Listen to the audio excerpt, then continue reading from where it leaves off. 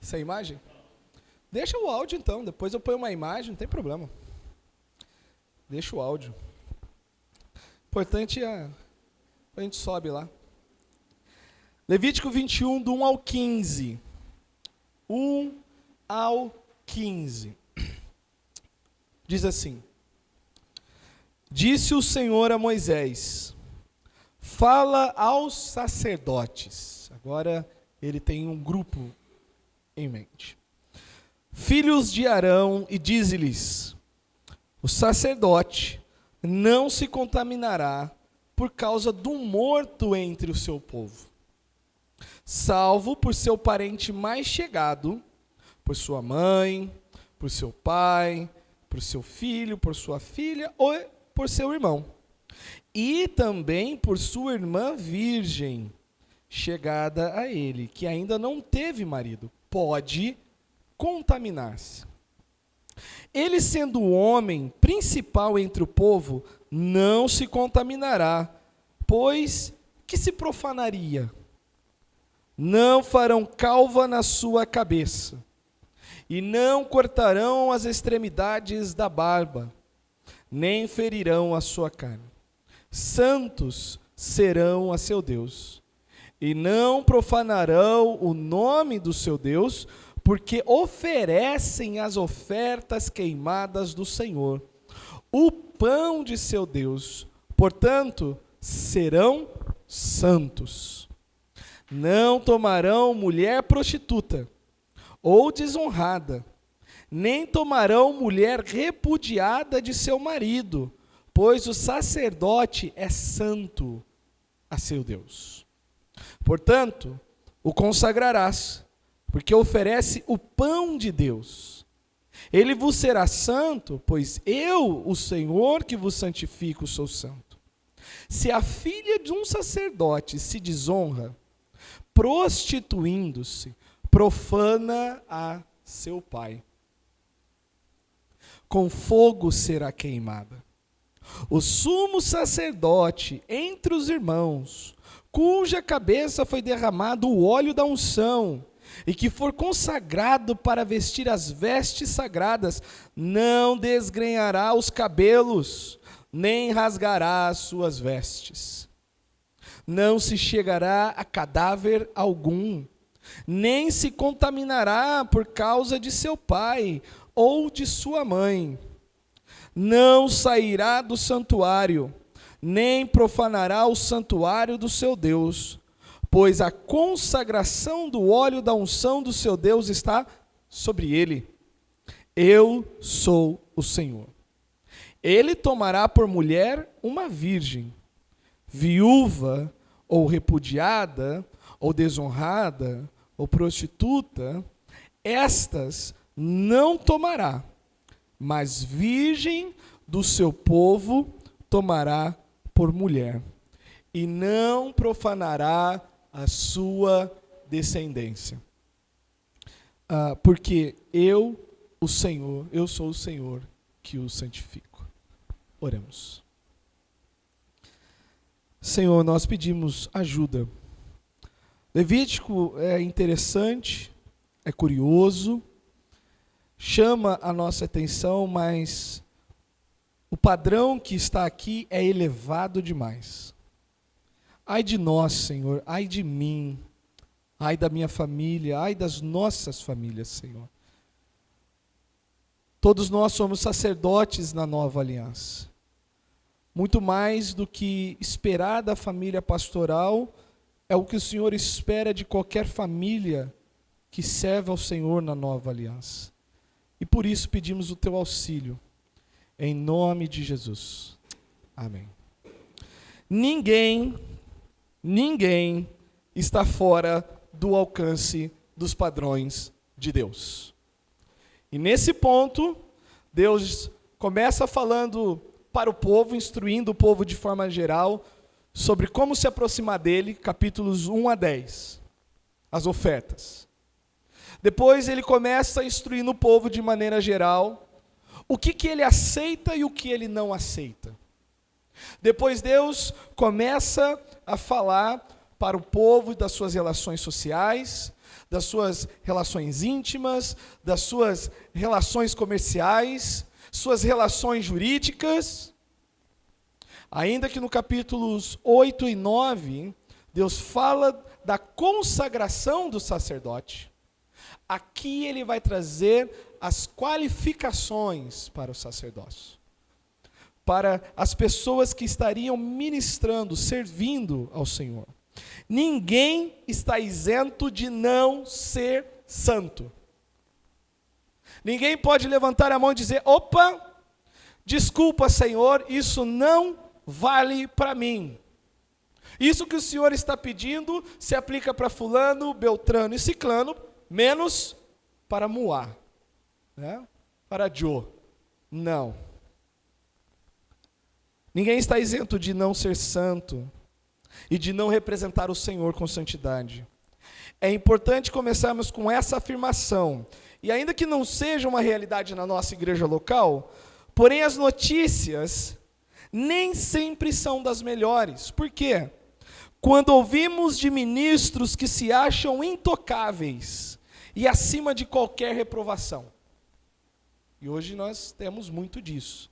Pessoas que oprimem o rebanho e que não aceitam ser confrontados, que não aceitam prestarem contas. Demandam de todos, mas não querem ser demandados.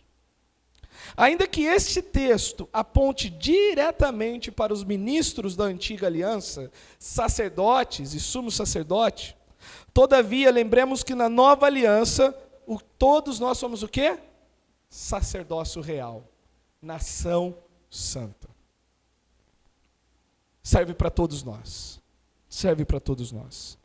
E que também o Senhor tem um padrão para aquele que almeja o episcopado. 1 Timóteo 3 e Tito capítulo 1. Tem as qualificações ali. Dos animais ao sacerdócio, os negócios, as relações, o culto, a sociedade que Deus tem em mente é uma sociedade santa, separada e consagrada. E isso, em certa medida, não deve ser preterido, deixado de lado, com a desculpa de que é algo da antiga aliança. Não, essa questão é muito utópica. Isso não serve, não vale, não dá para aplicar. Daria se a mentalidade evangélica levasse santidade a sério. Imagina, nós tropeçamos em igrejas nessa cidade. E aqui é um dos destinos gays do mundo. A imoralidade, a corrupção, a violência. Irmãos, nós não precisaríamos do Congresso. Nós não precisaríamos de representantes políticos se o povo de Deus colocasse joelho no chão com seriedade, de maneira unânime, conjunta. Se Elias orou e fez o que fez, imagina uma cidade cheia de Elias. Os políticos temeriam os crentes. Assim como o rei da Síria foi buscar Elias, achando que teria poder sobre o servo de Deus, e os seus capitães voltaram morrendo de medo. Infelizmente, nós pregamos sobre santidade, mas parece que isso é só um requisito para fazer parte da igreja, para esteticamente a gente demonstrar no Instagram ou alguma coisa, mas se as nossas igrejas, e eu falo além da nossa denominação, se nós levássemos a sério o culto de oração, se nós levássemos a sério a porta fechada na nossa casa, e clamássemos a Deus para que nos purificasse, e purificasse a nossa cidade, nós veríamos o temor do Senhor aqui. Porque por um tempo, a sociedade de Israel viveu debaixo do temor do Senhor. E eles levavam isso muito a sério. Eles levavam isso muito a sério. Aqueles que carregam os vasos do Senhor, em qualquer época, devem exemplificar santidade irrestrita. E aqui tem uma questão muito legal, um paralelo. Vamos notar aqui o tríplice grau de santidade entre os israelitas: o povo, os sacerdotes, o sumo sacerdote. Que tem uma relação, por exemplo, com o tabernáculo. Nós temos o átrio exterior, povo, ali. Nós temos o lugar santo e nós temos o santo dos santos. Nós temos o nosso pátio aqui, nós temos aqui e nós temos aqui. Deus deixou desenhado para que ninguém perdesse a lição. Para que ninguém dissesse, não entendi o que o Senhor espera de mim. A bandeira do Senhor é santidade. Ela aponta para o que o Senhor é no meio do seu povo. E como que se espera, e o que se espera do povo que se apresenta diante do Senhor.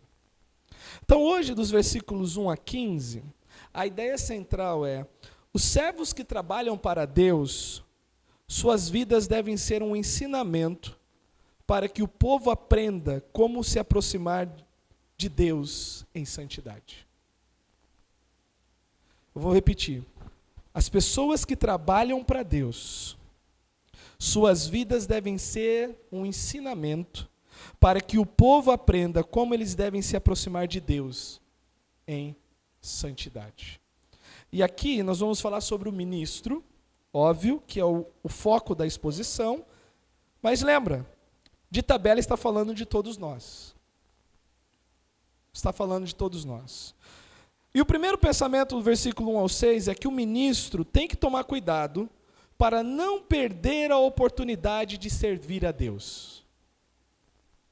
Quando nós vemos as instruções que Deus dá para os sacerdotes, deles não se aproximarem dos mortos e não terem atitudes que fizessem lembrança a cultos pagãos, é para que eles não perdessem a oportunidade de trabalhar e de servir a Deus.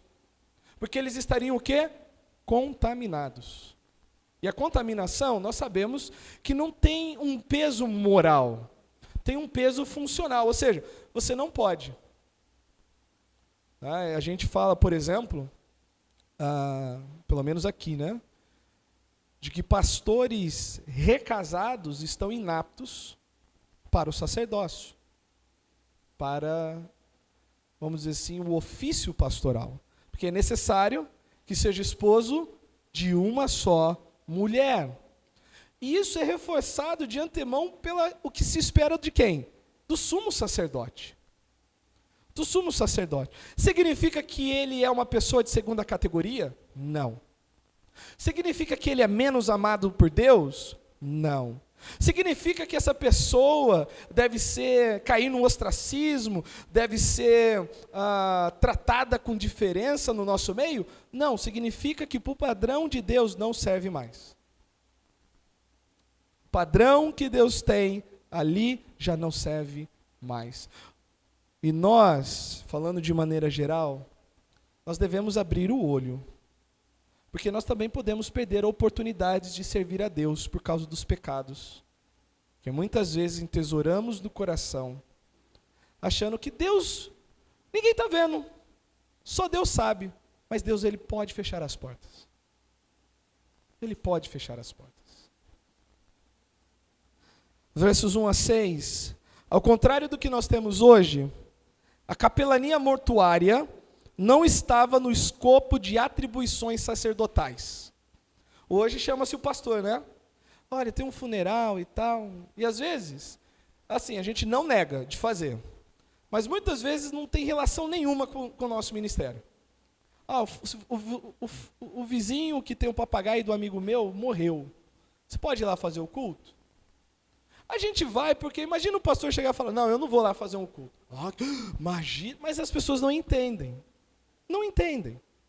Porque o pastor tem as ovelhas, o pastor cuida de suas ovelhas. Mas a gente vai lá e entende o quê? A oportunidade para pregar a palavra. Mas muitas vezes a gente não sabe de que maneira essa pessoa partiu. Quem ela era, o que ela fez. Além de todo o misticismo de achar que em última hora todo mundo se torna salvo. Entretanto, os sacerdotes não tinham essa responsabilidade. Entendemos que faz parte do ministério de misericórdia socorrer os aflitos. Contudo, os sacerdotes estavam impedidos de prestar esse serviço, salvo em situações de proximidade consanguínea. Pai, mãe, irmãos, uma irmã que não se casou, né? Situações onde não haveria ninguém da família para estar ali dando um amparo. Fora isso, ninguém do povo, fulano de tal, pode ali fazer isso? Não. O sacerdote, como também qualquer outro adorador, estava advertido que o lidar com o morto tornava a pessoa inapta para o culto. Lá no início, depois do capítulo 10 até o capítulo 15 mais ou menos, nós temos várias vezes falando sobre os mortos. Se você encontra um animal morto, o que você faz? Quanto tempo você fica impuro, sem poder pisar ali no lugar de adoração? O que você deveria fazer? O ritual de purificação. A postura esperada do ministro envolveria não só o seu não envolvimento físico, ou seja, ele não deveria ir lá, geograficamente, estar perto daquele morto, como também ele tinha uma postura emocional diante do fato. Ele não podia rapar a cabeça, ele não podia cortar os cantos da barba. O sumo sacerdote, não podia rasgar as suas vestes em símbolo de dor. Lembra quando Jó toma notícia da morte dos filhos? Ele raspa a cabeça. Ele veste pano de saco. Ele joga cinzas. É pano de saco que fala, né? Ele joga cinzas sobre a sua cabeça. Chegam os amigos, os 4 ficam sentados, calados, chorando com ele por uma semana. O sumo sacerdote não podia fazer isso. E a ideia aqui é que o sumo sacerdote ele tinha que ter uma consciência tão atrelada a Deus, de cuidar dos mínimos detalhes, de não ser impedido de fazer o seu serviço que Deus o separou, que Deus o havia chamado. Os sacerdotes não deveriam raspar a cabeça ou a barba e nem fazer cortes no corpo, flagelarem-se. A prática de raspar a cabeça ou de se fazer careca também era proibida em Deuteronômio 14:1 e parece que estava associado a ritos pagãos. Então vamos ler alguns textos aqui. Isaías capítulo 3, verso 24. Livro do profeta Isaías, capítulo 3, verso 24.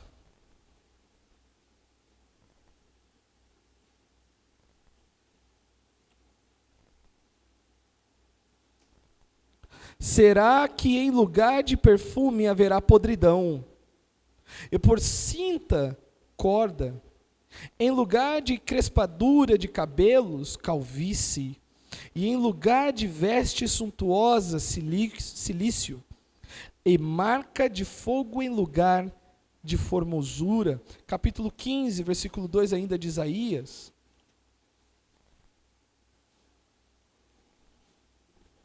Quinze, 2 de Isaías. Sobe-se ao templo e a Dibom aos altos, para chorar nos montes, Nebo e Medeba. Lamenta Moabe, todas as cabeças se tornam calvas, e toda a barba é rapada. E a ideia aqui é de um luto fúnebre. Essas atividades estavam associadas a ritos pagãos, de luto, e, portanto, deveriam ser evitadas entre o sacerdócio israelita. Os sacerdotes não deveriam se contaminar dessa forma, pois tinham a responsabilidade de apresentar ofertas ao Senhor. Os sacerdotes israelitas precisavam ser cautelosos em todas as áreas de suas vidas, pois eram santos, separados para Deus, e somente eles tinham a imensa responsabilidade de apresentar as ofertas ao Senhor. Então, toda pessoa, e aqui a gente pensa nas duas camadas, né? As pessoas que dão o passo de se entregarem ao ministério e ao ofício público de servir a Deus servindo o povo da aliança, e aqui nós falamos dos ministros e suas esposas. E por que não lembrar dos diáconos também, né? Estão ali servindo. O nosso grau de comprometimento e consagração deve ser sempre aguçado. Nós devemos ter isso em mente. O que nós estamos fazendo e para quem estamos fazendo. Pensando na segunda camada, que são os sacerdotes da nova aliança, de maneira geral, ninguém pode olhar para si e dizer que Deus não espera algo de você. Que Deus não espera que você levante a bandeira e o represente como se deve representar em qualquer lugar onde as plantas dos teus pés cheguem. Você leva o nome do Senhor. E as pessoas precisam saber que ali está um servo e uma serva do Senhor. E infelizmente, a tendência sempre é o 007.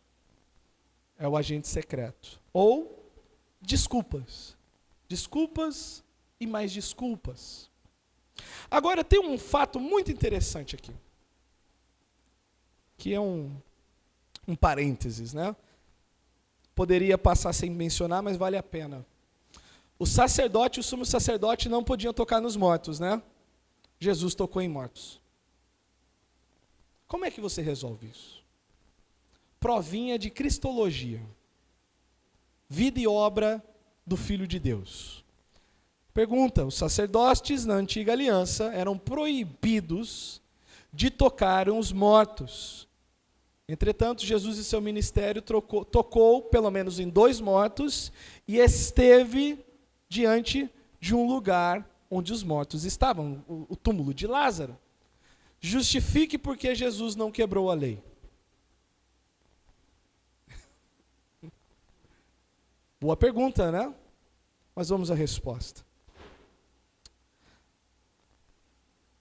Jesus tocou em mortos em algumas ocasiões durante o seu ministério, demonstrando o seu poder sobre a morte e a impureza associada a ela. E isso daqui, irmãos, é um prato cheio para a gente poder entender, porque lá em Hebreus é dito que nós precisávamos de um sumo sacerdote superior, maior, melhor e perfeito, que não precisasse oferecer nem por ele, como os outros precisavam de ano em ano. Então, o primeiro evento é a filha de Jairo. Nós temos o texto tanto em Marcos 5,35 e Lucas 8,49. Jesus ressuscita a filha de Jairo. Ele entrou na casa de Jairo e tomou a menina pela mão. E ele disse, Talita, cumi, que significa, menina, eu te digo, levanta-te. Mas, por exemplo, você lembra na antiga aliança, apesar que ele não era profeta, não era sacerdote, lembra o que Elias fez com o filho da viúva que morreu? Deitou em cima. Deitou em cima. Deitou em cima. A menina que estava morta voltou à vida. Ao tocar na menina, Jesus demonstrou sua autoridade sobre a morte. E a impureza ritual, que segundo a lei, normalmente viria a tocar, que, ou seja, normalmente aconteceria ao tocar um cadáver. Jesus estava acima. Note que no texto ninguém sai ali, nem os discípulos. Ah, mas o mestre tocou. Os discípulos entraram com Jesus no lugar onde tinha um morto. As carpinteiras estavam do lado de fora chorando, zombando, Entrou Jesus e os discípulos. Acho que na hora eles nem só seguiram Jesus. Tá? Mas Jesus tocou no morto. Um outro caso, o filho da viúva de Naim. Lucas 7, 11 a 15. Jesus encontra um cortejo fúnebre e o filho único de uma viúva estava sendo levado para ser enterrado. Jesus se compadece da mulher, toca esquife, né? Toca no caixão do jovem e diz: jovem, eu te digo, levanta-te. O jovem se levanta e começa a falar, e Jesus o entrega à sua mãe. Nesse caso, Jesus tocou no caixão, um ato também que implicaria contaminação ritual, mas sua autoridade divina trouxe vida ao morto. E o mais conhecido também, Lázaro. Passado 4 dias, Jesus está à porta do túmulo. E assim, eu sei que às vezes a gente não se coloca debaixo da tensão emocional dos eventos. Mas note que quando Jesus fala, abre lá, tira a pedra, ninguém fala, Senhor, mas a lei vai nos impedir, nós vamos ficar contaminados. Ele simplesmente, vai cheirar muito mal, está cheirando muito mal. O cheiro ali está terrível, mas ninguém diz, mas e a lei? Tá? Embora Jesus não tenha tocado diretamente em Lázaro, ele foi até a sepultura e ordenou que a pedra fosse removida. Depois clamou em alta voz, Lázaro, e aqui, pelo menos, eu não tenho medo de errar de maneira nenhuma. Quando ele citou o nome de Lázaro, a vida entrou, para ele poder ouvir a ordem, vem para fora. Que é o que vai acontecer, dada a palavra de ordem. Vai se chamar cada um de nós, e aí nós vamos ouvir a ordem. Subam, venham. Depois Jesus clamou em alta voz, Lázaro, vem para fora. Lázaro saiu vivo do túmulo, ainda envolto em suas faixas funerárias. Ninguém se preocupou de ir lá tocar na roupa do ex-morto. Né? Neste caso, o toque físico não é explicitamente mencionado, mas o poder de Jesus sobre a morte é claramente demonstrado. Em todas essas situações, Jesus superou as restrições da lei cerimonial judaica sobre a impureza associada à morte. Enquanto a lei de Moisés considerava o toque em um cadáver como algo que tornava a pessoa ritualmente impura, Jesus, em sua divindade, purificou e trouxe vida. Não se aplica a ele, não o afeta. Em vez de ser contaminado pela morte, ele a venceu e a reverteu, mostrando que ele é a fonte de vida. Em Hebreus nós vamos ver mais sobre isso. Porque o autor aos Hebreus estava assim se descabelando. Gente, vocês não sabem o que vocês estão trocando. Não faz sentido voltar para a antiga aliança. Olha quem está diante de vocês. Segundo pensamento, voltando em Levítico. O ministro, então, ele tem que cuidar para não perder as oportunidades de fazer o trabalho de Deus. Nós devemos cuidar disso. Tá? Deus não se zomba. Ele espera um padrão de nós. Naturalmente, na nossa oração, eu falei, Senhor, é um padrão muito alto. Por isso nós temos o Espírito Santo. E em 2 de Pedro diz que ele deu tudo que conduz à vida e à piedade. Não há desculpa que venhamos a dar. Não há desculpa que possamos dar. O ministro tem que velar pela pureza da sua família, que é os versos 7 até 15. Com quem o sacerdote e o sumo sacerdote deveria constituir família. Quem poderia acompanhar este homem separado para Deus? E aqui nós temos 5 questões a serem lembradas. Primeiro, a escolha do cônjuge. Os sacerdotes eram proibidos de se casar com prostitutas e mulheres divorciadas. Versículo 7.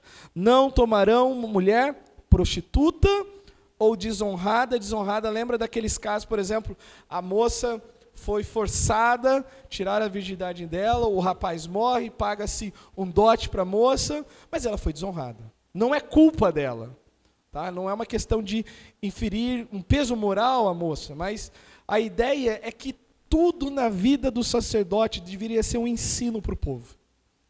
Essa ideia de exclusividade, de dedicação, de separação, quando o povo olhasse para o sacerdote e para o sumo sacerdote, eles teriam isso de maneira clara. E Deus sempre fez isso com os seus ministros.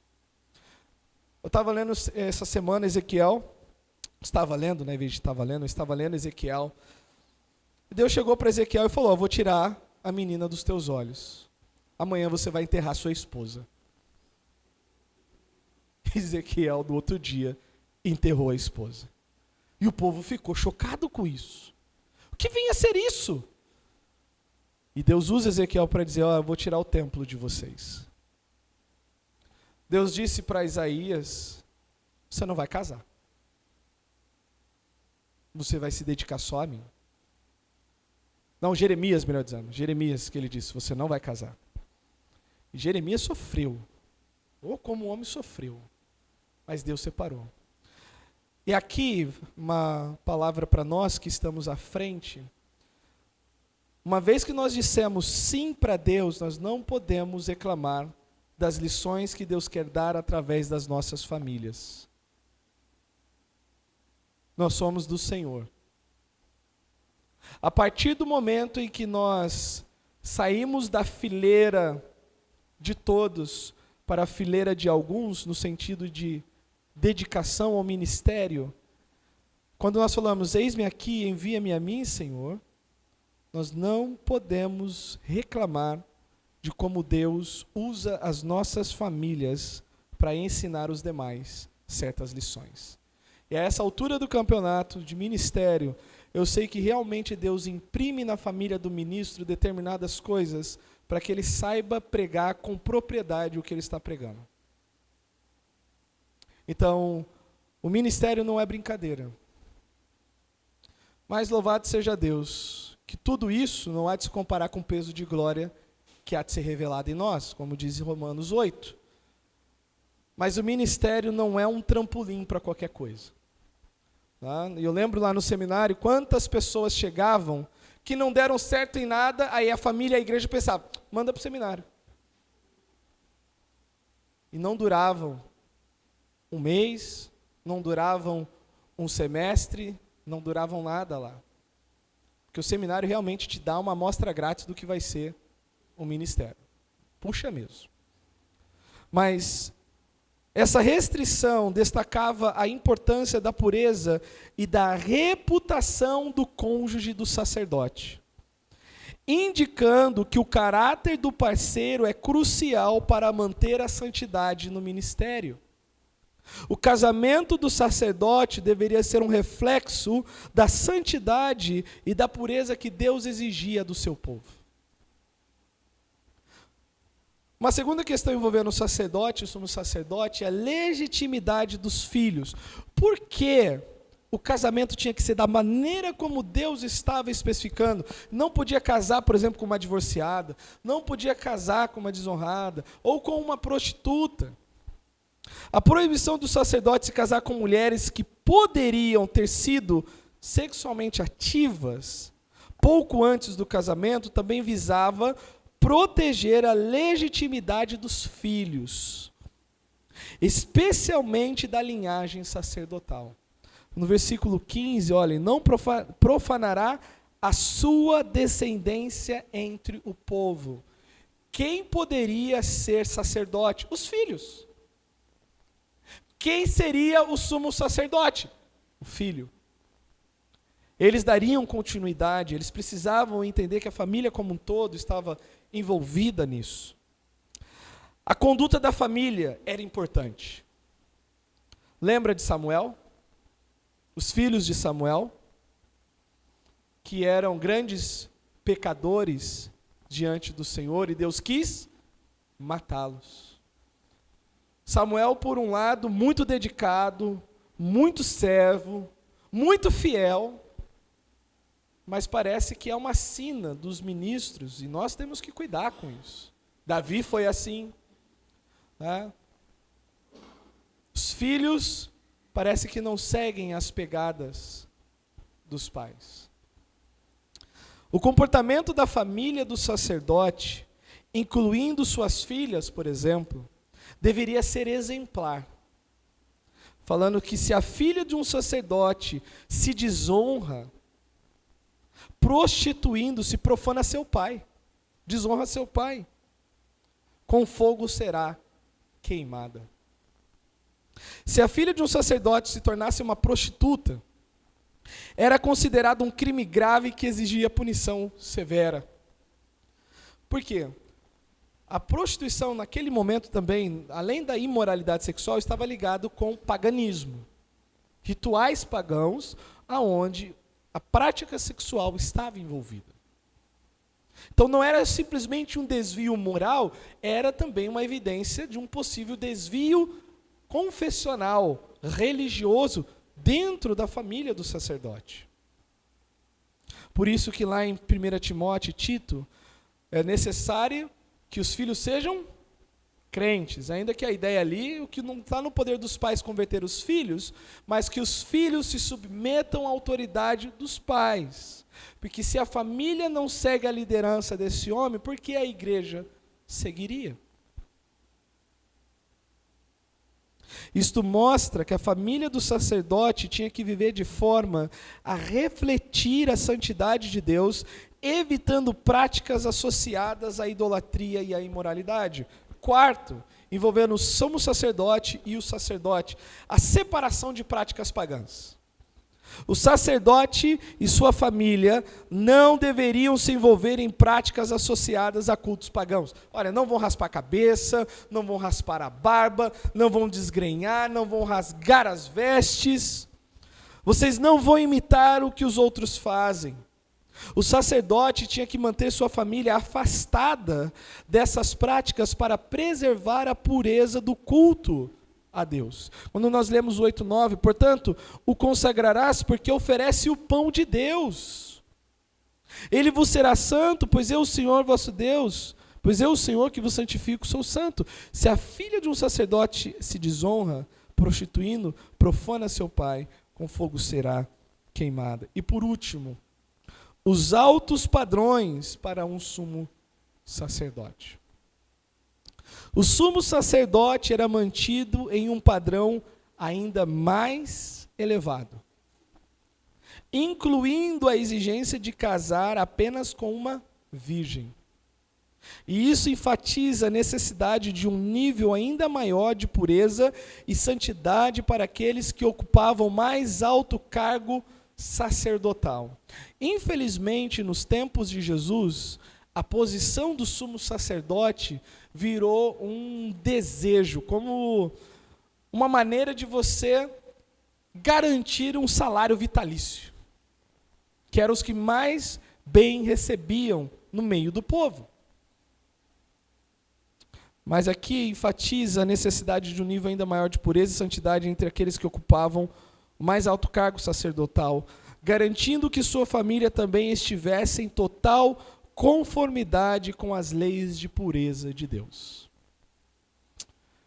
O que a gente pode aplicar aqui, então, desses 15 primeiros versículos? Primeiro, e aqui a gente pode enfatizar para todos, pureza no relacionamento e na escolha do cônjuge. Uma das coisas que esse texto vai nos mostrar, e aí lá no Novo Testamento é enfatizado, que não vai dar certo se unir com alguém que não tem a mesma visão que você tem de Deus.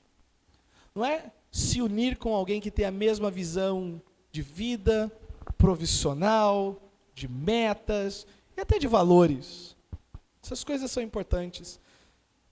Mas se essa pessoa não tiver a mesma visão de Deus, vai ser confusão, vai ser tristeza, vai ser dor. E esse texto nos ensina isso. Em um mundo onde relacionamento muitas vezes são conduzidos de maneira casual e superficial, Deus nos chama a considerar a santidade no casamento. Assim como os sacerdotes eram chamados a escolher seus cônjuges de maneira cuidadosa, os cristãos hoje devem ver o casamento como reflexo da relação entre Cristo e a igreja. Irmãos, particularmente, né, quem sou eu para dar pitaco no casamento dos outros? Mas crente que casa, o casamento não é para você. Se você é um crente, você está usando algo que Deus te deu para representar a união máxima que existe no universo, entre Cristo e a igreja. Use para a glória de Deus. Não quero parecer legalista e dizer o que deve ou o que não deve. Mas eu já me alegrei e fui grandemente constrangido por amar a Cristo em determinados casamentos, mas tem outros que eu não gostaria nem de ter pisado.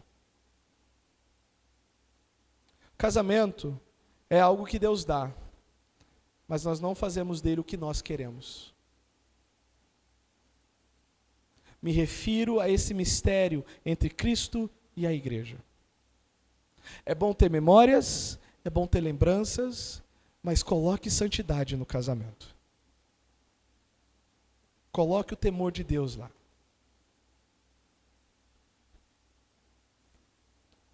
Segundo, conduta e testemunho da família. Esse texto nos lembra da seriedade com quem nós vamos nos relacionar, mas uma vez que já temos o relacionamento, o que a nossa família deve representar? O que ela deve expressar? A família do sacerdote deveria refletir santidade de Deus. E a mesma expectativa recai sobre as famílias cristãs hoje.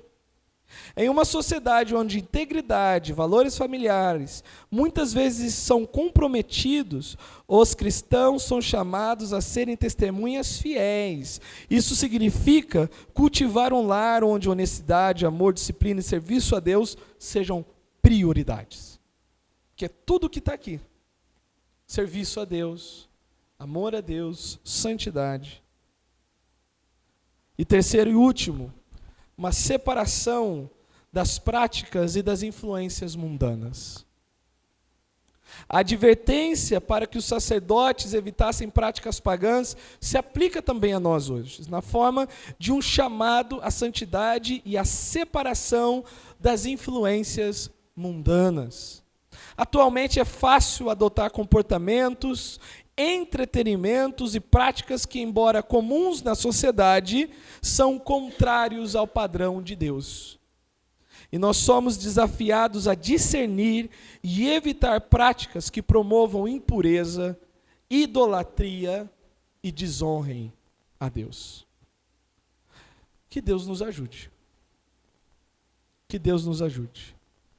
Os versos 1 a 15, o ministro tem que cuidar para não perder a oportunidade de servir a Deus, e também tem que zelar para que a sua família seja um ótimo reflexo do que Deus espera de toda a congregação.